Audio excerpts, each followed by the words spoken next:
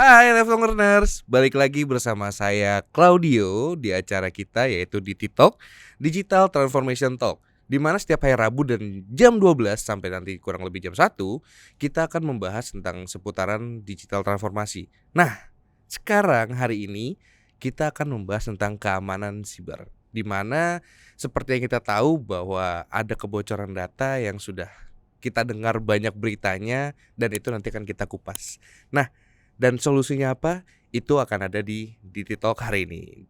Jadi kita sudah kedatangan expertnya, yaitu Teddy yang akan menjadi informan kita hari ini. Oke, kita sambut saja Teddy. Halo Ted. Halo. Wah, akhirnya bisa ngobrol juga bareng lu. Aduh, apa kabar? Kabar baik. Lu gimana? Alhamdulillah Sehat? baik. Alhamdulillah. Gimana nih data breach lagi? Aduh, gimana ya? Gimana dong ini? Itu bener tapi ya maksudnya data breach itu berarti emang kayak tadi sudah disampaikan di awal juga ya bahwa ya ada kementerian kita juga terkena data breach dan ada beberapa perusahaan data breach. Nah, mungkin untuk kita masuk ke topiknya nanti nih solusinya apa dan lain-lain. Gue pengen nanya nih, data breach itu tuh apa sih, Ted? Oke, jadi gini, kalau kita dengar dari kemarin ya, itu data breach lagi rame ya, kita nggak bisa pungkiri itu udah come up ke publik gitu kan. Ya dan itu terjadi juga di wilayah negara kita gitu dan aset-aset negara kita. Betul. Jadi data breach itu apa? Simpelnya gini aja. Data breach itu adalah kebocoran data yang terjadi gitu ya. Data itu terexfiltrate keluar. Tapi data itu adalah data yang sifatnya harus dilindungi, yang tidak perlu diakses oleh seluruh publik. Dan yang sifat datanya itu konfidensial.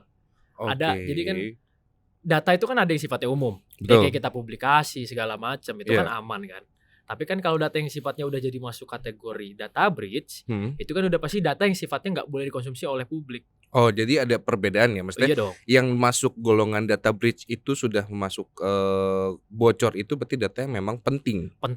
Berarti kalau data yang umum gitu tidak bisa dibilang itu sebagai data breach. Betul, makanya namanya ada klasifikasi data kan gitu kan. Nah, data itu mana yang sifatnya kritikal yang bisa jadi masuk kategori data breach gitu. Nah, ini data breach-nya lumayan ya. Oh, lumayan. Ini rame 1,3 miliar. Itu bukan kerugiannya, guys. Bukan. Itu data yang keluar. Jadi Lifelong Learners bisa cek di semua portal berita, itu semua itu datanya ada, itu semua beritanya ada. Jadi kita juga riset dari berita ya. Jadi semua yang informasi pun juga kita semua dari berita. Nah, Ted, sekarang gini deh. Gue pengen nanya nih. Data breach itu kan kalau kemarin kalau Lifelong Learners mau lihat cara melindungi data privasi ada di video-video sebelumnya dan tadi sudah ngomong ya. Nah, sekarang data privasi atau data breach itu hanya terjadi untuk data pribadi aja atau bagi skala perusahaan itu juga bisa dibilang data breach. Nah, maksudnya klasifikasinya tuh perbedaannya atau kesamaannya itu bisa dijelasin nggak? Gitu. Oke, jadi gini, data yang dibilang terus yang bocor harus data pribadi aja atau data semua. Jadi data itu adalah tadi udah gue jelasin. Data yang sifatnya tidak bisa dikonsumsi oleh seluruh kalangan lah ya. Nah, itu yang bisa dikategorikan sebagai data breach. Makanya itu bisa kena pribadi, bisa kena korporat, semuanya bisa. Semua. Karena sifatnya gini, data itu adalah saat ini udah jadi the new oil nih. Data is new oil ya kan? ya. Nah, jadi data itu sekarang udah menjadi satu value bagi segelintir orang atau oknum kita bilang ya yang memanfaatkan itu untuk jadi sebuah keuntungan finansial dan lain-lainnya atau bisa menjatuhkan reputasi. Makanya data ini harus kita protect. Datanya data siapa? Data gua, data lo, itu semua kita bisa protect. Nama, alamat gitu ya. Nama ibu kandung, nomor telepon. Pertanyaan gua, itu data boleh nggak lo kasih tahu ke semua publik? Oh, jelas nggak boleh. Ya kalau nggak boleh berarti data itu harus dilindungi. Kalau data itu bisa keluar tanpa sepengetahuan kita berarti itu namanya data kebocoran, data breach, kebocoran data. Begitu juga di organisasi. Organisasi kan menjalankan sebuah proses bisnis yang memang ada profitnya di sana. Betul. Otomatis di sana pasti ada data yang sifatnya nggak boleh kasih tahu. Misal data finansial sebuah perusahaan nggak boleh bocor. Data customer-customernya mereka. Data yang sifatnya seperti misalnya ada SK yang penting gitu kan. Terus data aset kalau di kementerian mungkin aset BUMN. Anything, semua data atau informasi yang sifatnya memang tidak harus dikonsumsi oleh publik, itu bisa masuk ke dalam kecuali kategori annual bisnis. report kali ya kalau financial ya. Ya, annual report Itu masih annual report memang harus dipertanggungjawabkan harus secara perusahaan ya. makanya dikeluarkan, Makanya apalagi mereka dikeluarkan. TBK Betul. gitu kan. Itu contoh. Itu. Atau kayak BSSN Ya. mengeluarkan laporan annual report serangan cyber tahun 2021. Ya. Itu kan banyak tuh IP segala macam. Itu nggak apa-apa karena memang udah tugasnya BSSN untuk mempublikasi. Tapi kalau yang keluarnya bocornya alamat kita, nomor handphone kita, nama ibu kandung, wah itu kan udah jadi isu. Nah, kenapa itu bisa jadi isu? Kenapa tuh? Data lu bisa disalahgunakan, men. Gimana maksud salah gunakan? Sekarang kalau nama ibu kandung lu bisa ketahuan, alamat lu bisa ketahuan, orang bisa nggak ngajuin kredit card pengajuan? Oh iya. Secara untuk keberhasilannya kita nggak tahu. Ya, tapi setidaknya dia mencoba-coba pasti bisa lah Iya ya. dong, karena udah punya bekal. Itu dia. Oke. Gitu. Wah, ngeri ya. Jadi mesti hati-hati sih sebetulnya untuk sama data lebih pribadi ya. hati-hati sih sebenarnya. Dan lifelong learners juga yang mungkin saat ini juga masih bekerja pun di sebuah perusahaan atau instansi atau lembaga manapun ya yang kita sekarang sedang bekerja, itu juga harus dijaga gitu loh. Karena untuk kelas perusahaan pun juga kalau ada kebocoran data itu harus ada tindakan preventif. Oh iya, gitu ya. betul. Nah, kita akan ngebahas gimana sih preventifnya gitu untuk kita menjaga data tersebut biar tidak bocor. Ada nggak sih langkah-langkah atau step-step yang nanti akan dilakukan oleh sebuah perusahaan untuk preventif datanya untuk bocor tuh gimana? Oke, jadi kalau untuk preventifnya sebenarnya yang paling utama adalah kita bahas preventifnya dulu ya. Karena nanti ketika ada lagi nih, kalau preventif itu kan kita untuk menjaga dulu. Tapi kalau nanti untuk ketika terjadinya kita harus ngapain? Ya, itu ada itu lagi. Berarti sudah apa ya? Kalau sudah preventif kan sebelum terjadi kita jaga-jaga nih. Betul. Kalau sudah terjadi berarti kita bagaimana cara untuk menanggulanginya gitu. Oke, sekarang preventif dulu nih ya. Preventifnya gimana tuh? Nah, jadi preventif itu yang paling utama adalah kita sebagai personal memang harus bisa lebih bijak ketika kita memberikan informasi kita yang sifatnya pribadi. Ini personal dulu ya. Personal. Terus nanti pasti kan ada pertanyaan nih. Betul. Gue mau pakai mau akses pinjol, mau akses e-commerce, mau akses ke pemerintahan, kemanapun sekarang yang sifatnya udah digital, itu pasti membutuhkan data private kita, data yang sifatnya pribadi. Betul. Nah, yang paling penting adalah gini. Ketika kita memang harus perlu menggunakan itu, nggak apa-apa. Yang penting kita pelajari dulu sedikit si penyedia layanannya itu memang benar-benar dia punya komitmen untuk menjaga. Nah, itu kita tahu dari mana? Nah, biasanya kalau kita misalnya ke contoh e-commerce ya, itu di footer yang bawah tuh kita scroll tuh ke browsernya dia, browser apa? Ke situsnya, webnya. Itu scroll paling bawah itu biasanya ada security and privacy, term and condition, macam-macam lah istilahnya mereka. Itu bisa dilihat di sana, mereka itu sudah menjabarkan bagaimana mereka menggait trust-nya si customer untuk bisa memakai jasa mereka. Gitu. Itu salah satunya. Walaupun terus kalau ditanya aman nggak? Ya nggak ada yang aman 100%. Gitu. Udah hampir semua sektor nih, kita dari tahun berapa sampai tahun ini itu semua udah punya histori kebocoran data sebenarnya. Itu preventifnya. Terus-terusan sih ada. Terus-terusan ya. Nah, yang kedua adalah itu dari pribadi ya. Kalau dari korporasi pastinya bagaimana kita menjaga 3 aspek nih.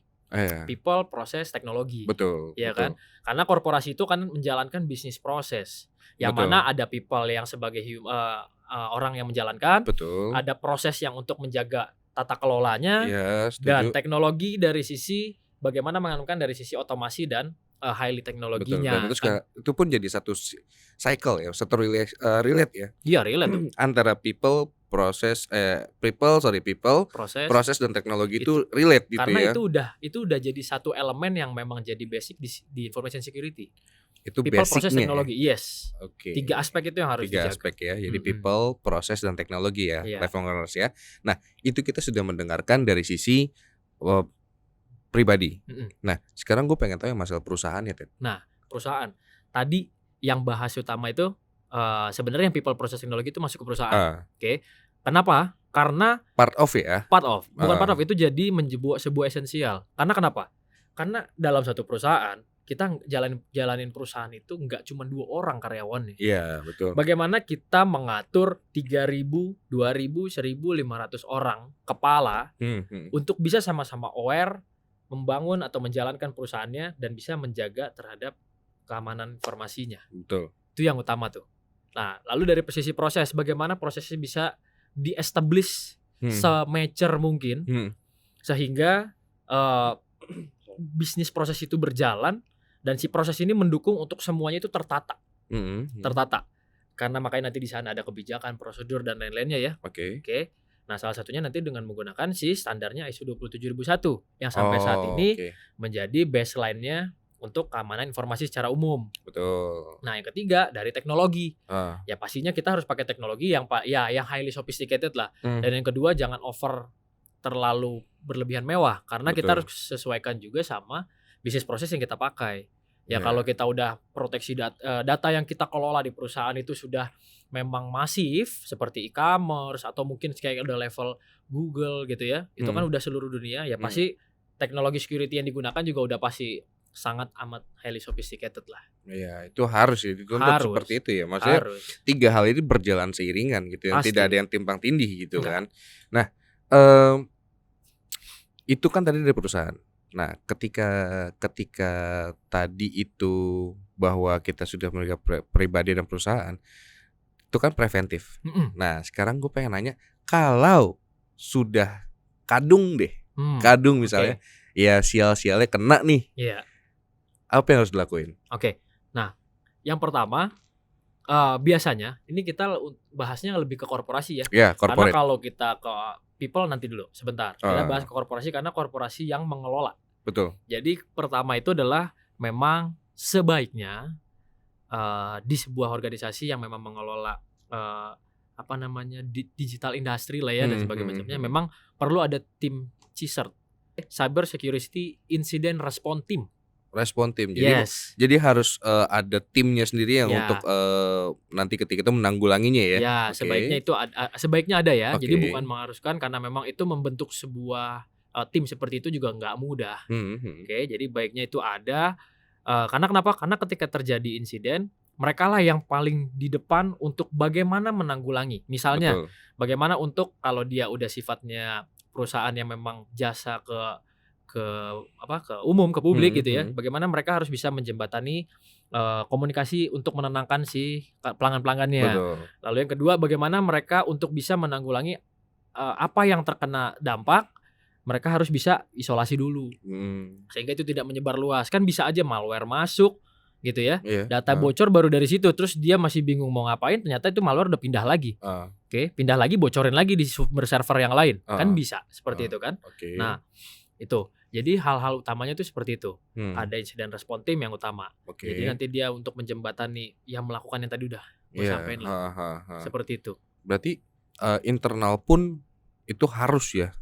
Bukan harus, maksudnya disarankan harusnya ada tadi tim internal. Eksternal sendiri? Nah, ini sebenarnya untuk CSIRT internal bisa, tapi kalau nggak memungkinkan sebenarnya ada juga banyak perusahaan-perusahaan konsultan gitu ya. Atau perusahaan security yang sudah menawarkan jasa itu bisa kita gunakan, engage dengan mereka in case kalau kita ada apa-apa, itu kita bisa lempar ke mereka dan nanti mereka akan menginvestigasi. Gitu. jadi ada suggestion bahwa bisa kerjasama dengan eksternal ya. Karena udah banyak opsi sebenarnya. Karena tujuannya satu ya, bagaimana cara kita meminimalisir dampak.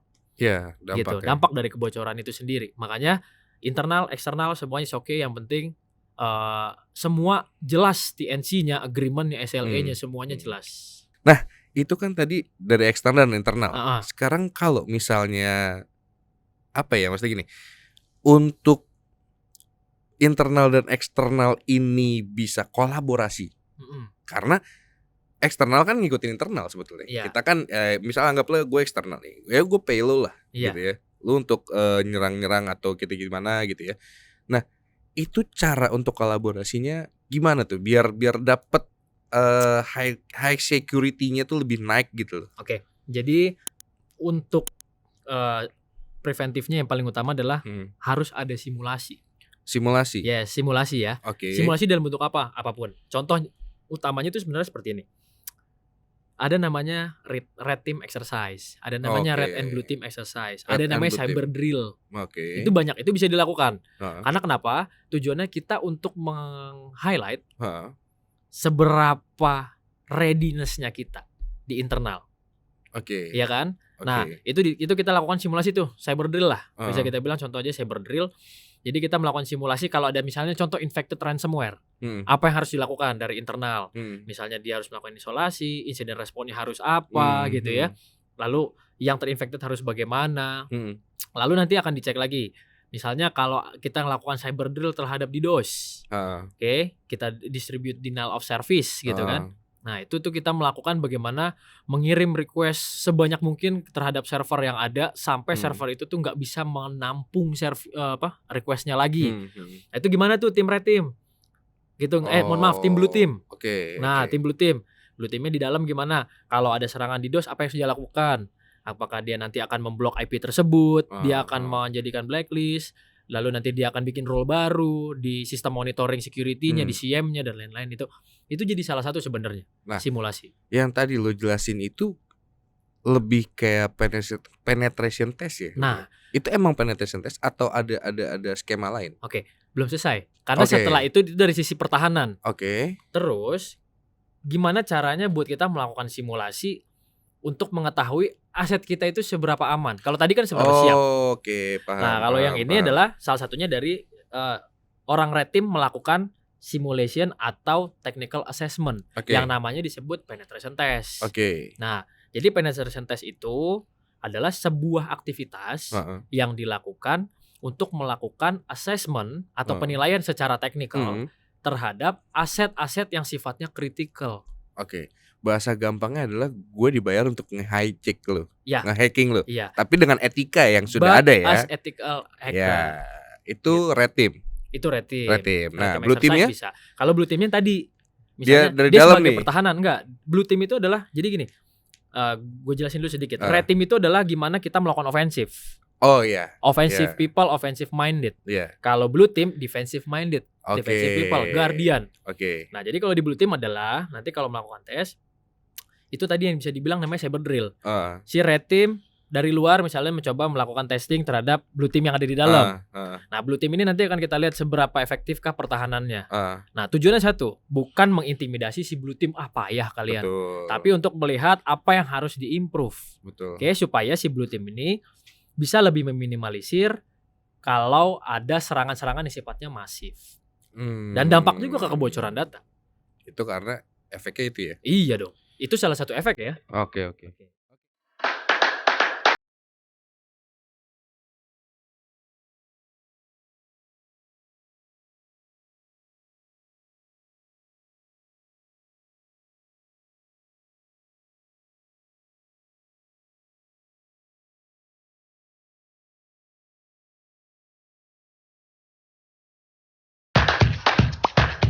Ted, berarti dari penjelasan lo itu semua sudah bisa disimpulkan nggak secara kasar ya, secara kasar bahwa penetration test itu atau pen test itu menjadi solusi untuk perusahaan bisa menjaga kebocoran datanya.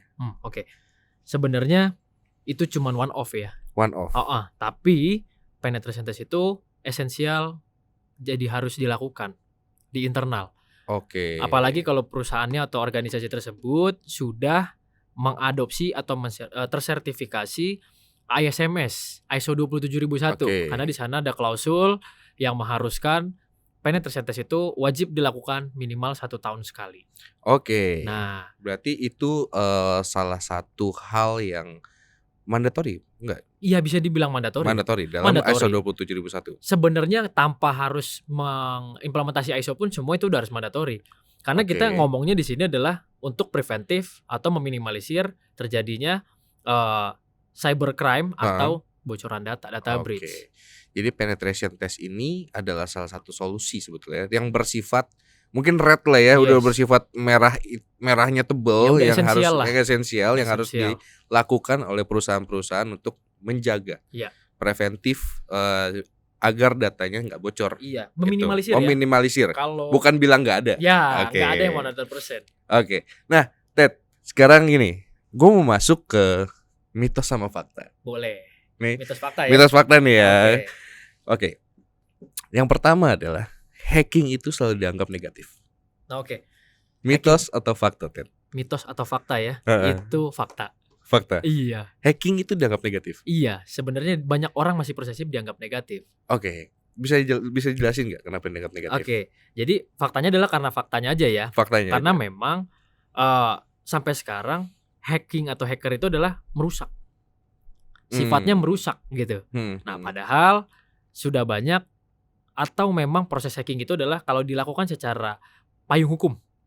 Itu semua itu menjadi satu hal yang positif. Oke, berarti ada batasannya. Ada dong. Ada batasan dan ada ini ya. Bisa ada legal sama ilegal. Yes. Hacker ilegal sama hacker legal gitu. Makanya bisa dibilang ada black hat, ada white hat hacker. Oh, itu kategori. White hat itu biasanya mereka sebagai as professional security. Nah, dia bekerja di atas di bawah payung hukum. Nah, kalau yang black hat hacker ya biasanya mereka adalah si cracker atau merusak. Oke, dia yang tujuannya untuk tadi gain finansial, keuntungan finansial, merusak reputasi sebuah targetnya gitu ya. Untuk ya lain-lain semuanya untuk bisa membuat data breach itu juga kan salah satunya mereka. Oke. Gitu. Oke, yang pertama itu fakta ya. Iya. Nah, sekarang yang kedua. Kebocoran data itu pasti dari hacking. Hacking sudah pasti membocorkan data. Iya. Oke. Itu fakta juga. Fakta juga ya. Iya, karena Fakta memang juga. Proses hacking itu sebenarnya dari sisi negatifnya memang itu bisa mengambil atau dia tujuannya gain unauthorized access. Oke. Mendapatkan akses yang tidak sah. Oke. Kalau gua ke rumah lu tanpa akses yang sah berarti gua udah break security kan? Iya, nah, sama lah. Itu analogi umumnya. Berarti bisa buka kamar, bisa ambil apa yang ada di laci yang disimpan. Nah, itu kan udah disimpan rapi-rapi tapi kita bongkar. Betul. Nah, itu yang bisa dibilang fakta jadinya. Oke. Berarti yang kedua juga fakta. Karena kita ada beberapa nih ya. Nah, yang ketiga Ted. ISO 27001 sudah memastikan aplikasi dan website perusahaan sudah aman dari serangan. Mitos atau fakta? Oke, itu gimana ya jawabnya, mitos apa fakta ya? Ini disclaimer ya. Kita iya. disclaimer dulu, bukan berarti ISO 27000 itu juga jelek. Tapi kita melihat dari sisi keamanannya. Kenapa? Karena teman-teman juga bisa melihat di video sebelumnya tentang ISO 27000 itu sudah dijelaskan. Nah, kita melihat dari sisi data breach-nya sekarang. Nah, silakan Ted. Itu sebenarnya fakta juga. Karena kenapa? ISO 27001 salah satu framework yang memang mengatur sebuah organisasi untuk bagaimana memproteksi informasi yang ada di dalamnya. Jadi kalau kita mengimplementasikan itu at least dengan sungguh-sungguh ya, dan dengan teratur, dengan disiplin. Berarti harus ada underline-nya ya. Iya, bukan hanya embel-embel sertifikasinya aja, gitu ya, tapi benar-benar mengimplementasikan dengan proper sesuai best practice. Betul. Harusnya dampaknya itu bisa sangat amat minim. Harusnya. Kalau dibilang aman 100% ya enggak lah. Berarti kalau dari angka 100% tidak mungkin. Tidak mungkin, tapi setidaknya tidak resikonya tidak tinggi. Harusnya resikonya itu critical, bisa diturunkan jadi medium atau bisa jadi low. Tapi ada ya. Ada, potensi serangan semua ada. Ada juga yang udah 27001 masih jebol. Iya, ada. Ada ya gitu ya. Ada. Ya, itu balik lagi fokus perusahaan ya. Kita tidak bisa menyalahkan siapapun. Ya. Ini hanya kita melihat dari kacamata cybernya aja ya, keamanannya. Karena memang ya itu tadi people, proses, teknologi. Betul. Semua aspek itu menjaganya itu butuh waktu, butuh proses yang panjang, butuh support dari seluruh. Iya, apalagi ngerubah behave ya. Itu yang susah sih. Karena ISO 27001 itu adalah bagaimana habit dan behavior kita itu dirubah. Lebih ke arah cyber hygiene. Ya gitu. Itu ya harus aware dulu ya, harus aware, harus dilakukan berkala, dan itu nggak cukup setahun 2 tahun. Ada security awareness. Next-nya pentest atau penetration test cukup hanya dilakukan 5 tahun sekali. Mitos atau fakta? Tadi sebenarnya udah kalau live long dengar sebetulnya udah ke-teaser nih sebetulnya. Iya. Ya itu sebenarnya kalau yang sekarang ya itu pure mitos. Mitos ya? Iya dong. Kalau dulu nggak peduli orang. Cenderung nggak peduli. Kalau sekarang karena memang kerugiannya udah mulai dirasakan, jadi lebih peduli. Kerasa banget ya kerugiannya. Kerasa banget. Jadi intinya adalah pertanyaan yang tadi 5 tahun sekali pentest itu udah Iya. mitos. Karena memang pada dasarnya regulasi sudah menyebutkan setidaknya sekurang-kurangnya 1 tahun sekali harus dilakukan penetration test dari pihak eksternal. Oke, berarti harus memakai eksternal untuk melakukan penetration. Yes, itu juga dari sini kenapa eksternal. Kenapa tuh? Karena ketika kita menggunakan eksternal itu punya sudut pandang yang berbeda dan menghindari code of conduct. Oke. Atau conflict of interest. Iya, iya. Mungkin kalau internal nggak enak nih dia udah bikin web Iya, lagi nih, padahal kotor nih webnya gitu. Khawatirnya jangan dalam-dalam. Iya. Nanti kita PR-nya banyak misalnya. Iya, titipan Iya, gitu-gitu. tapi ya. kan nggak begitu juga ya. Itu kan cuman ini bercandanya kita aja. Iya, iya. Tapi yang paling penting itu adalah gini, kenapa kita harus butuh eksternal? Karena butuh sudut pandang dari sisi di luar yang tidak mengetahui security posture-nya, Iya, tapi dia mencoba melakukan security assessment. Jadi betul. think and act like a hacker. Nah. Tapi dia ada di bawah payung hukum. Gitu. Berarti ada batasan ya. Oh, pasti ada Ada bordernya. batasan ya. Ada bordernya, itu kan semua nanti terlampir ya di kontrak kerja. Hmm. Ada namanya juga nanti NDA yang akan kita tanda tangani semuanya. Jadi intinya adalah kita security profesional gitu ya, melakukan technical assessment kepada si aset yang sifatnya dianggap kritikal. Itu tujuannya untuk bisa mengetahui, to identify, seberapa banyak vulnerability yang ada supaya segera ditambal. Oke. Atau di fixing. Berarti kalau kita boleh relate sama tadi preventif yang sempat di awal kita bahas itu, kerjasama atau kolaborasi eksternal dan internal itu memang penting ya. Penting, makanya panduan BSSN juga udah mengeluarkan panduan ya. Betul. Panduan ada beberapa di publikasinya BSSN. Itu juga memang ketika terjadi insiden ataupun nanti ketika melakukan security assessment, ya memang ada pihak eksternal yang dilibatkan juga. Karena memang kalau memang misalnya pihak internal masih belum, kapabilitasnya belum baik atau belum sempurna, jadi bilang itu nggak ada salahnya meminta bantuan eksternal. Toh tujuannya adalah bagaimana bisa meminimalisir dampak, bisa mempercepat pemulihan, gitu kan? Betul. Bisa melakukan security posture terhadap as is condition-nya seperti itu. Nah, gue mungkin lebih fokus bentar ke pentest. Gini, karena kan gue tahu lu orang security, ya.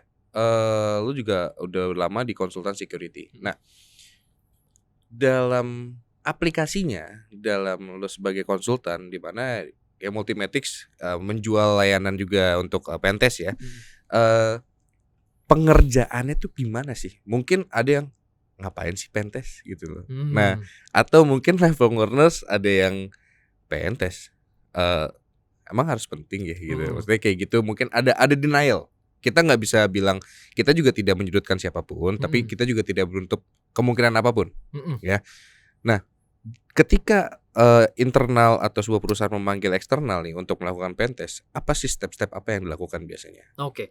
Step-stepnya itu sebenarnya kalau untuk melakukan pentest, kalau dari sisi si perusahaan yang ingin yang jadi sebagai klien ya, yang paling penting adalah mereka sudah paham dulu aset mana yang perlu dilakukan assessment, sekritikal apa.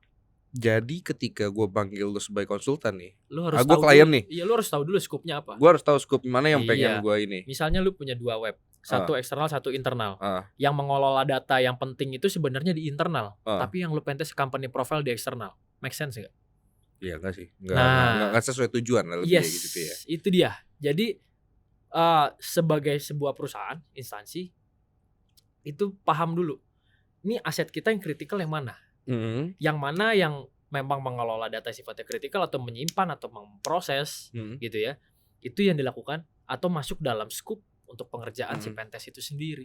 Jadi lebih tepat sasaran sebenarnya. Oke. Gitu.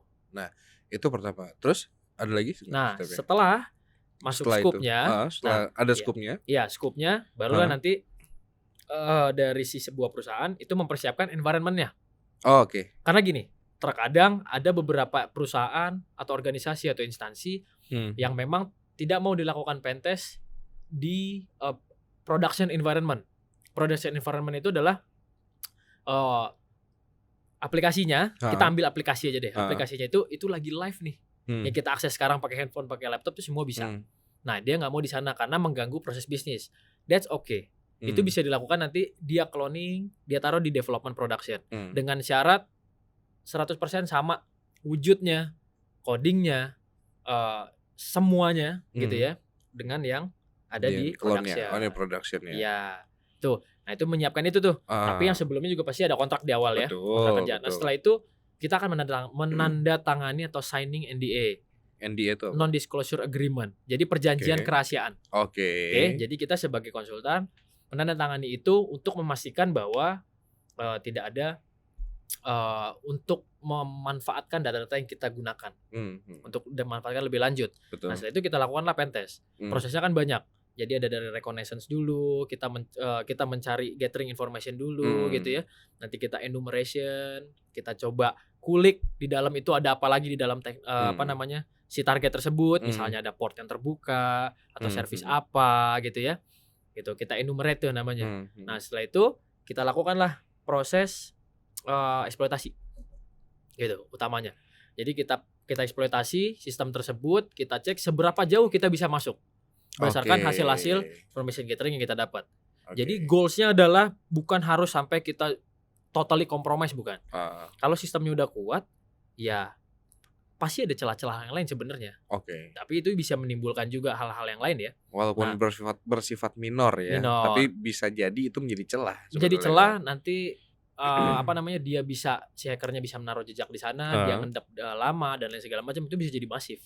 Lebih baik nanti walaupun minor kita ketahui, kita tutup, and itu udah mengurangi sisi resiko. Udah risikonya udah berkurang. Nah, setelah itu baru kita analyze hasil dari eksploitasi, kita analyze dan kita buat sebuah comprehensive report.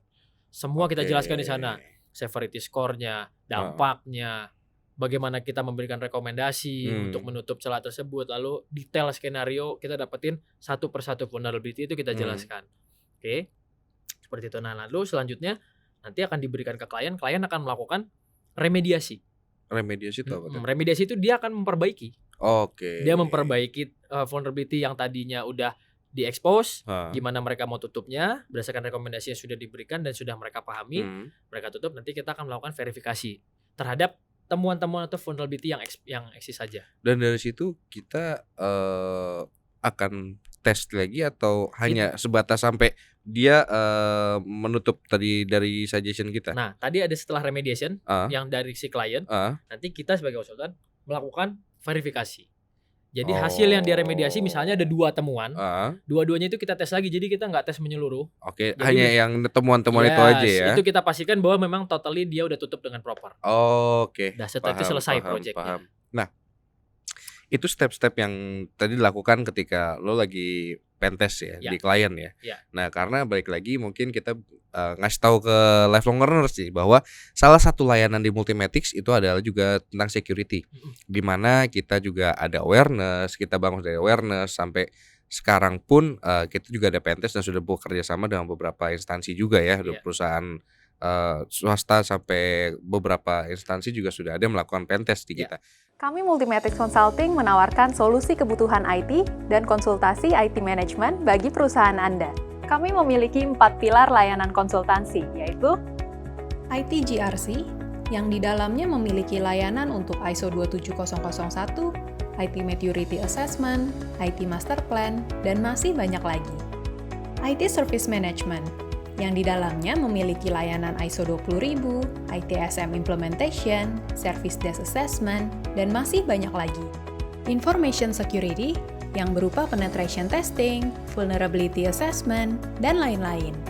Dan juga Data Science, yang berupa data analytics dan business intelligence, untuk membantu mengolah data perusahaan Anda menjadi lebih optimal, dan untuk memformulasikan strategi bisnis yang tepat dan terbaik. Solusi dari Multimatic diberikan oleh para expert di bidangnya, sudah berpengalaman dan pastinya bersertifikasi loh. Tidak perlu diragukan lagi, hubungi kami di info@multimatic.co.id atau hubungi kami di nomor berikut. Multimatic siap membantu organisasi Anda menjadi high performance organization. Multimatic, turn knowledge into performance.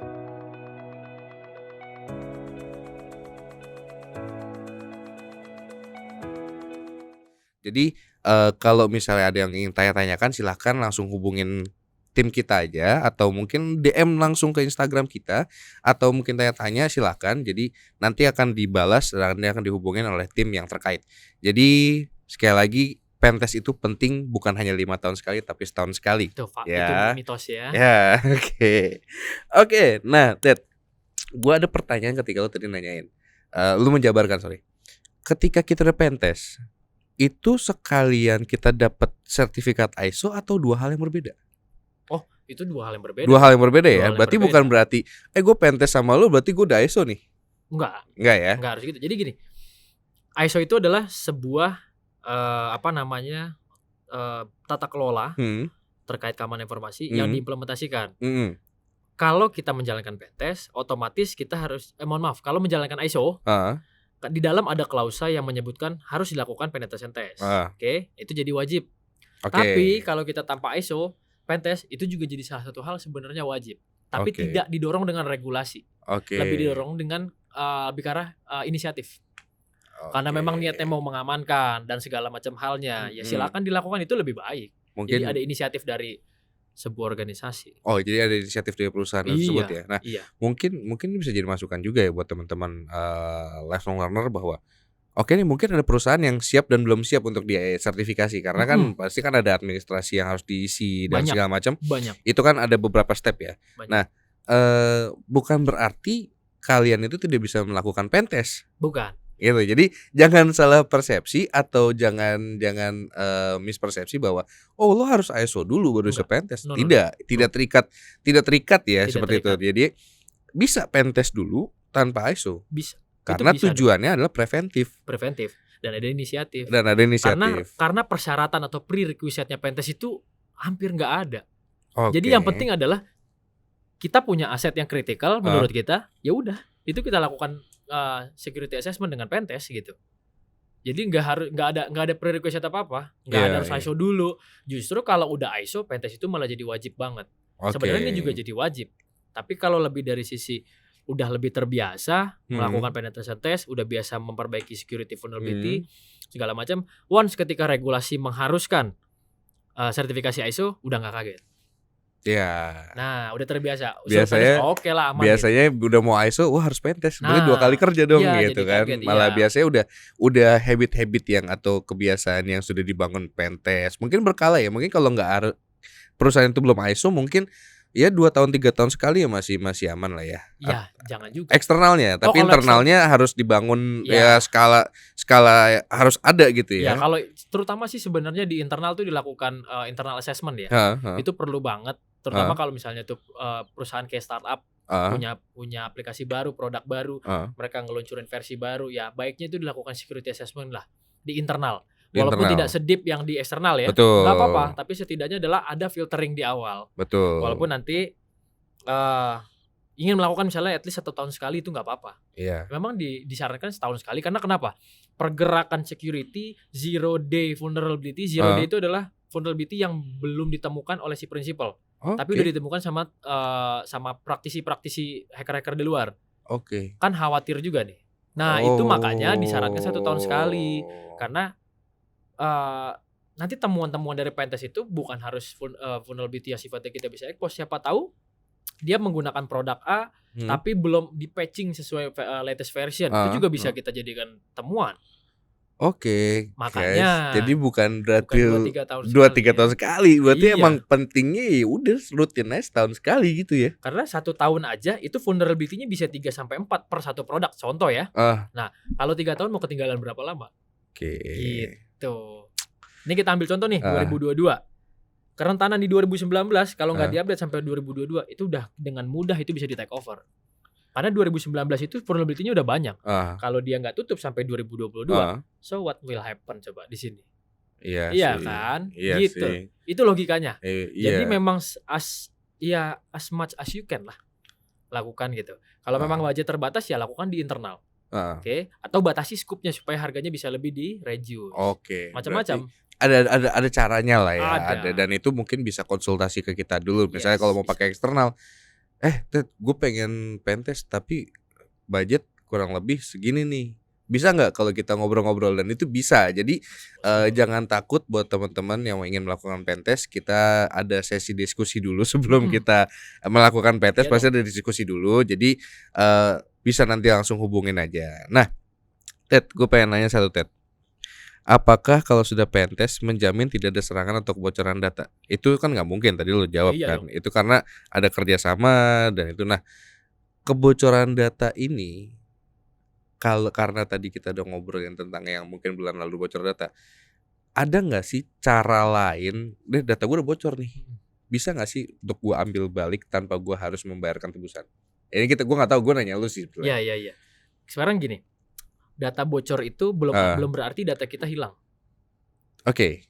Data kita di-copy kan. Iya. Nah, kalau istilahnya gini, kalau kita udah data kita bocor, apa yang mau kita harapkan dari data kita itu kembali atau kita bisa hapus di dunia maya? Nggak ada. Nggak ada sih. Nggak ada. Itu Nggak udah ada. menjadi sebuah dampak yang udah nggak bisa kita hindari Berarti lagi. itu sebuah kerugian ya. Udah Kerugian. pasti itu Udah kerugian. Kalau udah terjadi kerugian, makan. Lalu misalnya kita kena ransomware, terinfeksi ransomware amit-amit ya. Datanya udah terencrypt, nggak bisa balik. Mau minta tebusan, misalnya kita minta tebusan juga belum tentu itu dikasih code decrypt-nya, gitu. Jadi ya kalau udah kena ya itu udah dampaknya sebenarnya. Kerugian yang akan kita hadapi sebenarnya seperti itu. Jadi bukan menakut-nakuti, tapi adalah ya kalau udah kena ya nggak bisa kita kembalikan dong. Yang kita lakukan adalah apa? Meminimalisir sebenarnya, gitu. Makanya banyak, ini instansi A, datanya bocor. Lihat dulu data apa yang bocor. Ada yang pernah bocor datanya tapi ternyata pas di-assess datanya bukan data yang sifatnya kritikal. Dari klasifikasi datanya levelnya medium to low. Ya itu berarti dampaknya nggak besar. Tapi harus ada hal yang diperbaiki di situ. Harus. Nah, lalu apa hasilnya ketika data itu yang bocor, data yang kritikal? Nggak akan bisa dikembalikan. Berarti mau nggak mau saat ini ya udah data gue bocor, pasrah aja gitu. Iya mau nggak tidak mau, karena dampaknya kita ngomong dampak dulu kan. Iya. Dampaknya ya udah pasrah data gue bocor gitu ya. Analoginya seperti ini, sama seperti kita mengupload something ke internet. Oke. Bisa nggak kita balikin? Delete doang, tapi jejaknya masih ada. Iya, itu dia. Seperti itu. Ketika kita mengupload something ke internet, pasti udah ada orang yang mendownload. Betul. Walaupun hilang di internet tapi mereka punya di lokalnya. Itu sebagai asumsi. Oke, jadi kalau sifatnya kalau udah kita kelempar ke dunia maya, itu udah akan sulit kita trace. Jadi memang kalau udah bocor, ya lebih baik bagaimana memperbaikinya. Jangan menyalahkan lagi sih. Oke. Langsung memperbaiki, di-assess jauh, diinvestigasi lebih jauh. Jadi lebih baik poin-poin apa yang muncul ke depannya untuk bisa diperbaiki. Let's say minimal tidak terjadi seperti itu lagi. Gitu. Dan meminimalisir terjadinya bocor itu sendiri. Itu sih hal yang utama sebenarnya. Jadi semua itu berawal juga dari kita sendiri juga ya, dan untuk kita juga, untuk keamanan data ya. Makanya terus gimana nih misalnya? Terus data gue mau diapain ya? Gue jadi nggak berani nih.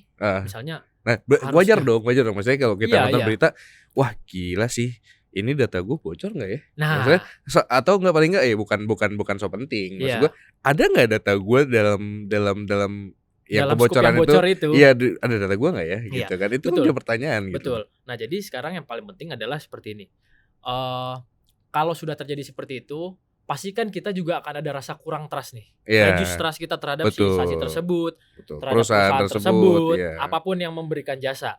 Nah yang paling penting adalah memang nanti ada regulasi gitu ya, dari sisi baik dari pemerintah maupun dari sisi ya apapun, yang memang bahwa harus secara ketat bagaimana memproteksi data dengan undang-undang misalnya, atau ada peraturan atau apapun, sehingga masyarakat bisa lebih trust. Nah yang paling utama adalah ya para pelaku usaha, pelaku bisnis lebih serius untuk bisa memproteksi data tersebut. Lebih aware juga, karena kita sebagai customer, ya mau gimana kita mau jaga data. Toh kita mau pakai aplikasi A, aplikasi B, itu semua membutuhkan itu. Kalau kita nggak provide data itu, kita nggak bisa pakai. Nggak bisa akses apa-apa. Jadi gitu. serba salah. Nah yang paling utama adalah memang bagaimana si pelaku bisnis, pelaku usaha itu serius sih. dalam memproteksi data itu sendiri. Apapun caranya, gitu. Mau caranya ya mau mengimplementasi A, B, C, silakan sesuai dengan proses bisnis masing-masing. Jadi masyarakat nggak kehilangan trust nih. Ya. Kalau kayak gini jadinya ya masyarakat pasti agak berkurang ya trust-nya. pastilah, ya itu Karena dampaknya pasti apalagi ada. masyarakatnya ikut terkena dampak.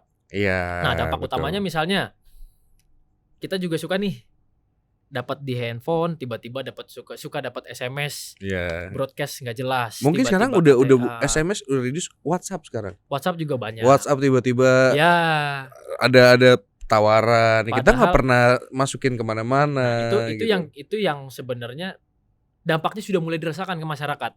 Makanya dengan selain data yang ada di media, di berita, portal bocor data dan lain-lain, nah dampaknya itu tadi yang lo ceritain tadi. Oke, itu mulai dirasakan oleh masyarakat. Makanya memang perlu ada kesadaran terhadap para pelaku bisnis untuk lebih serius, dan ada nanti regulasi yang mudah-mudahan segera launching sih. Namanya Undang-Undang Perlindungan Data Pribadi lah. Ya, gitu itu masih RUU ya sekarang. Masih RUU. Ya, Kita doain lah semoga cepat lah ya Ya. menjadi undang-undang ya. Oke, thank you banget Ted. Wah, Thank you. semoga bisa menjadi banyak insight buat teman-teman. Amin. Dimana kita tadi udah ngobrolin banyak banget kalau kita sebagai perusahaan preventifnya gimana, terus kalau sebagai pribadi preventif gimana, terus menanggulanginya gimana, cara apa aja. Bahkan tadi kita sempat ngomong pentest juga gitu, dari ada black team dan white team, tuh banyak banget yang kita bisa dapat insight.